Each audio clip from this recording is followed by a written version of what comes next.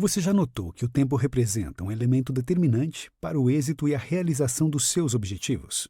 Infelizmente, a procrastinação é um fato que tem devastado os hábitos profissionais e pessoais em nossa sociedade.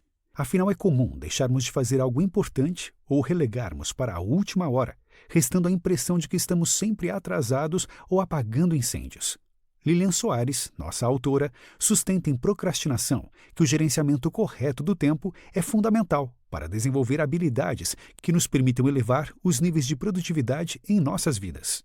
Neste microbook, apresentamos alguns dos melhores métodos de Soares para vencer esse desafio e, assim, elevar a sua qualidade de vida e a concretização de suas metas.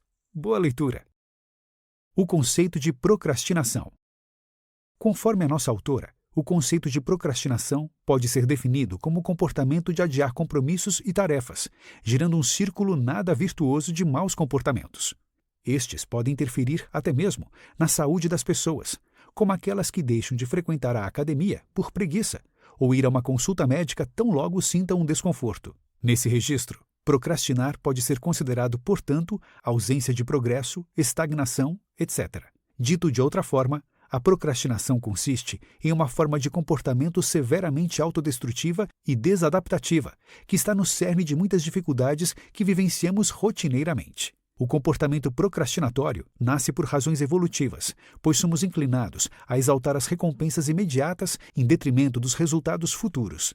Desse modo, o nosso cérebro trava uma batalha constante entre gratificações de longo e curto prazo, ou, se preferir, entre o eu futuro e o eu presente. Superar essa condição é certamente uma atitude que demanda altos níveis de determinação. Para tanto, a autora enfatiza a necessidade de valorizarmos o primeiro passo rumo à sua superação. Do contrário, sempre ficaremos desanimados perante uma atividade complexa que requeira muita concentração e tempo. Uma dica valiosa é fragmentar essas atividades em várias pequenas etapas. Método 25-5. Este método é bastante conhecido pelas pessoas que acompanham o mercado financeiro.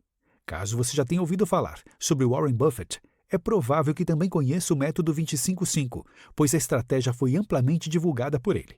Em resumo, trata-se de um modo de planejamento composto por prioridades. Assim, você deve traçar 25 metas para um determinado período, geralmente de um ano, selecionando as 5 mais relevantes e elaborando uma segunda lista. Definir claramente os objetivos e traçar metas são iniciativas que impulsionam as pessoas a agirem com mais afinco em suas atividades. Isso ocorre, segundo a autora, porque conhecer o seu ponto de chegada é, por si mesmo, um estímulo.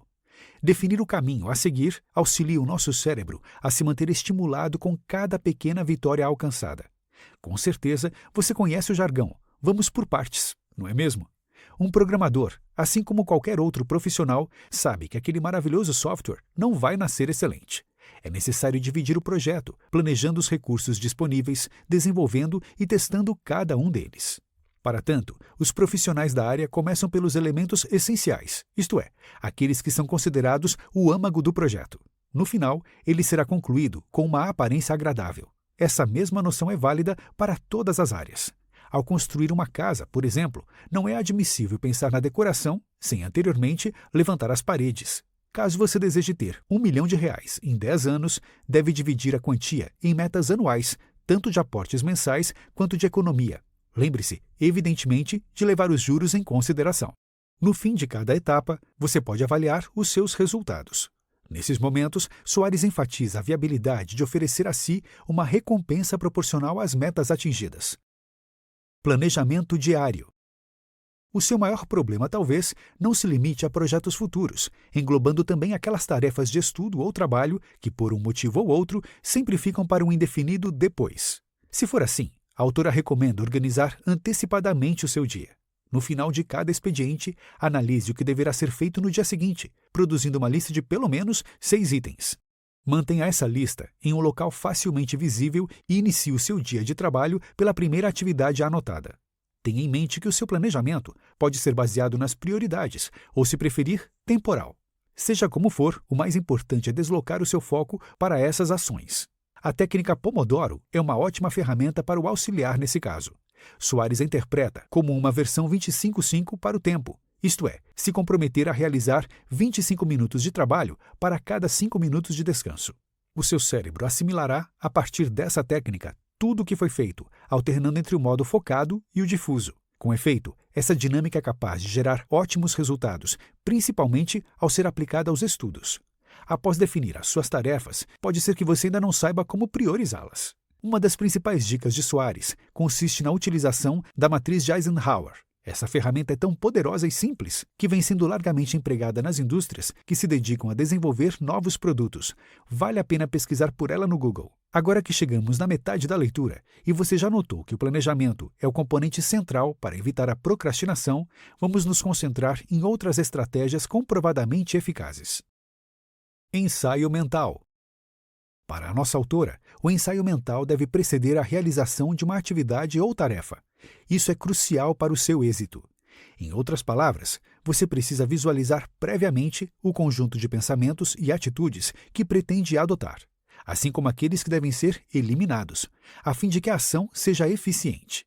Desse modo, o ensaio mental consiste em uma espécie de autocrítica destinada à identificação de pontos fracos e fortes que devem ser suprimidos ou reforçados. Um bom exemplo disso pode ser encontrado nos atletas profissionais.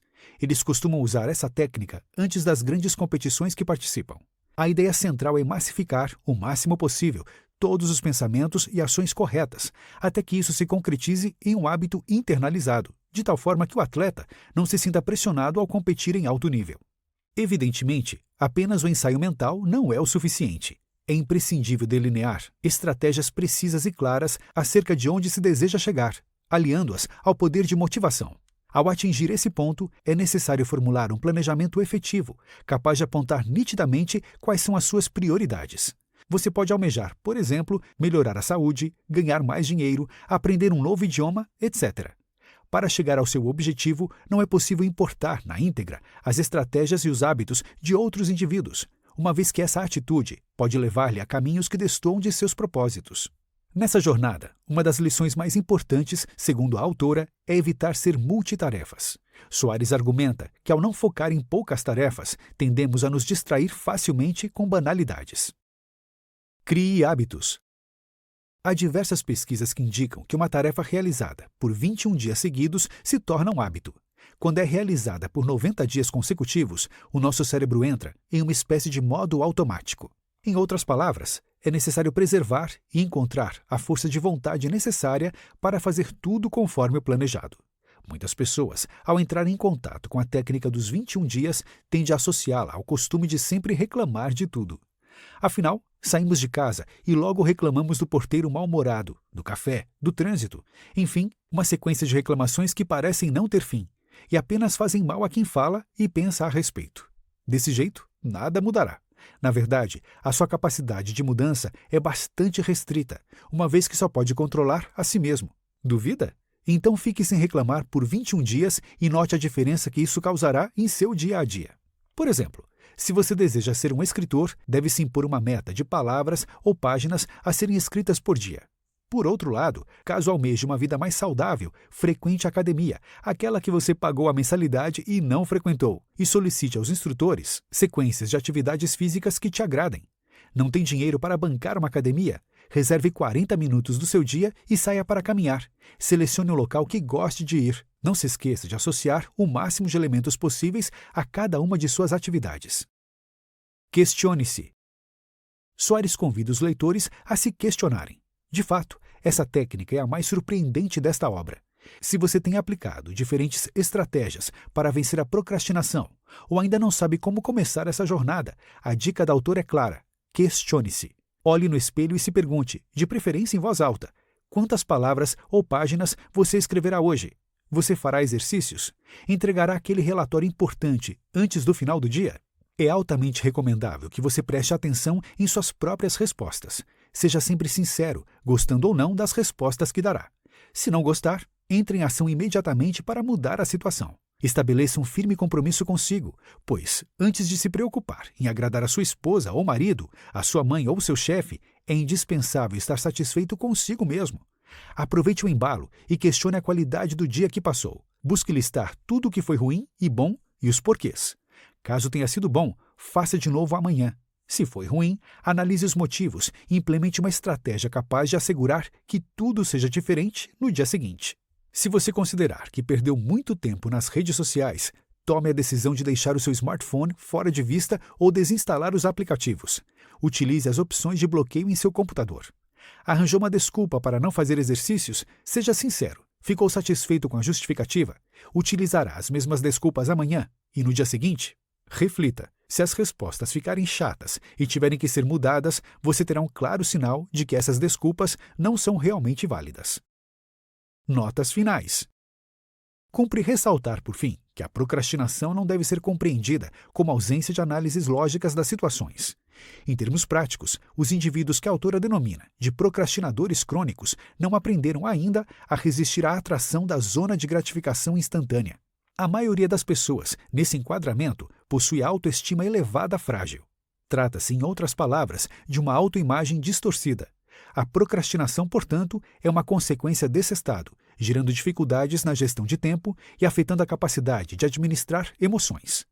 Todos esses elementos, ao serem articulados e vivenciados no dia a dia, tendem a ser responsáveis por um comportamento autodestrutivo que, felizmente, pode ser superado ao comemorar as pequenas vitórias, aplicar os métodos propostos por Soares e, sobretudo, buscar ajuda.